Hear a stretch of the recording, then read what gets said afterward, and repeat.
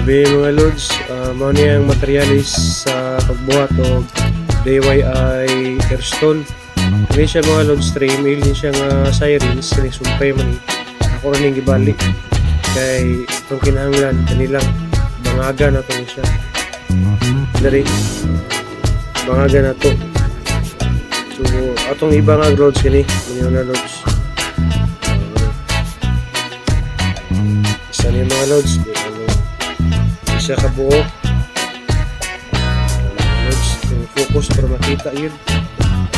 Tara. Yan yung mga lods. 1 2 3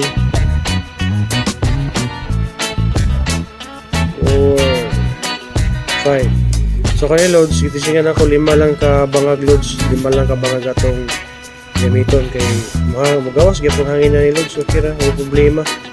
Kung ka man magbangag ani mga lods, kung nakabantay mo ani lods, dali na to isuksok ang hose. No? Dali na to isuksok ang hose, butangan na to siya og bato. Dire na may hose dire, dito butang ang bato og dire para mo-unload siya. Na ko sample di buhat tanaw. Muna itong DIY airstone mga lods. Gawa rin siya kabuo. Ini lods, pwede na ito ni pakusgan, pwede po ni pinayan, ginatay controller na rin. Ito ni pakusgan na.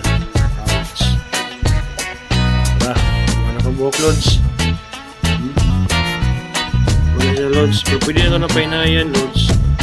Pinayan na ito ni Dria para mugana niya itong isa ka DIY airstone lods.